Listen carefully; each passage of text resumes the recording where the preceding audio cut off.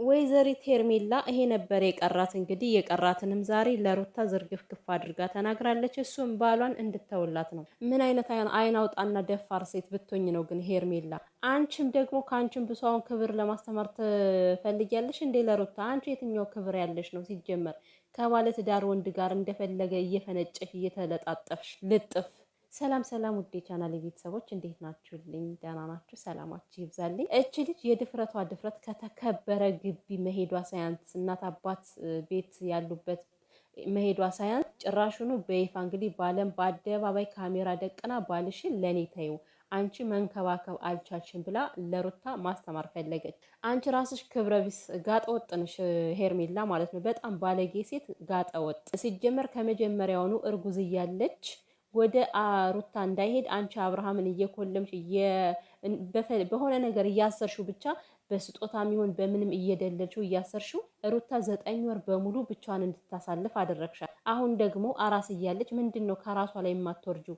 ለምንድን ነው ያኔ እንደዛ አሰቃይታችኋታል አይደል? አሁን ደግሞ እስኪ አራስነቷን አጣጥማ ትጨርስ በመጀመር ከዛ ለጸባችሁ ይደርሳል። ሲጀመር አንቺ የሚመለከትሽ ነገር የለም። ልክስክስ ሴት ነሽ እማትረቢ እና ወረተኛ አንሆን እኛ ደግሞ ማለት ነው። አሁን እንዳለ ኮሜንታተሮች ከሩታ ላይ በፈጣሪ ስም እንዴ ተነሳችሁባት እኮ። ሩታ ምን ታደርግ እስኪ? በአንድ ቀን ለአንድ ቀን እንኳን ማለት ነው በሩታ ቦታ ሆናችሁ እዩት እስኪ የእሷን ስሜት ምን ያክል ልባችሁ እንደሚቆስልና እንደሚደማ ያኔ ሩታን ትረዷታላችሁ ማለት ነው። ባሏ 30 ጊዜ እየሄደ ከሷ ጋር የሚሰራው ቪዲዮ ሌላ፣ ከሩታ ሲመጣ የሚሆነው ሌላ።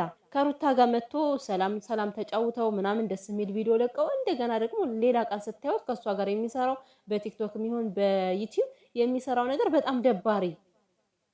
ሚስቴ ምን ይሰማታል የማይል አብርሃም ራሱ ማለት ነው። በእርግጥ ይሄ ሁሉ ንቀት ያመጣው አብርሃም ነው። የእውነቴን ነው አብርሃም ነው እንደዚህ ይችል ልጅ ካናታቸው ላይ እንድትወጣ ያደረገው። ከሷ ለሷ ፊት እየሰጠ ከሱ ፊት ስላየች ነው ዛሬም ሰተት ብላ ሄዳ ባለቤቱን ባልሽን ልቀቂልኝ ያለቻት ማለት ነው። ጭራሹኑ አሁን ዝታለች እንግዲህ ከ2 ወር በኋላ እንገናኛለን እጠፈጥፍሻለሁ ብላታለች ማለት ነው። እጠፈጥፋለሁ ስትይ እንዳትጠፈጠፊ ሩታ የዋዛ ሴት አይደለችም። እናንተም ደግሞ ሩታን ለመረዳት ሞክሩ። እስከዛሬ ድረስ ሩታ ጀግና ጀግና ጀግና ስትሏት አልነበር እንዴ?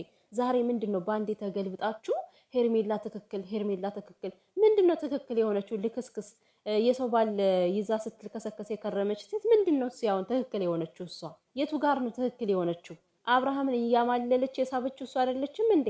ሩታ እኮ ዛሬ ከአብርሃም ጋር ሰላም ብትሆን ማለት ነው እሱ እኮ አይጨበጥም እኮ። እሱ የምትለውን እንኳን በአግባቡ የሚፈጽም ልጅ አይደለም አብርሃም፣ አይፈጽምም እኮ። ዛሬ እሽሽ ይላል፣ ነገ ግን ሂዶ ከሄርሜላ ሲር መጠመጥ ነው የሚገኘው። ስለዚህ አሁን እቺ ልጅ በምን አይነት ሙድ ነው? እስኪ ትዳርሽን አስተካከይ፣ ወደ ትዳርሽ ተመለሽ ትላታላችሁ። መጨበጫ መያዣ የሌለ ሆነ አብርሽ እየሄደ ከሷ ጋር ነው እሷን እንደሚያናድዳት እያወቀ ራሱ ከሷ ጋር መገናኘት እንደሌለበት እየነገረችው 30 ጊዜ ሂዶ ከሷ ጋር ነው የሚለጣጠፈው። ሩታ ምን ታድርግ? እና ሄርሜላ አትልከስከሽ፣ ራስሽን አስከብሪ። በመጀመሪያ ለሩታ ክብር ከመስጠትሽ ማለት ክብር ለባልሽ ስጭ ብለሽ ከመምከርሽ በፊት አንቺ ራስሽን እንደ ሴት አስከብሪ። እንዴ አሁን አንቺ ሴት ነኝ ብለሽ ልታወሪ ነው እንዴ? እናት አባት የለሽም? ሚዲያ ላይ እንደዚህ የሰውን ባል ቀምተሽ ተንጠልጥለሽ ከሰው ባል ላይ ስትለጣጠፍ የምትይ እናት አባት የለሽም? የሚመክርሽ ዘመድ የለሽም?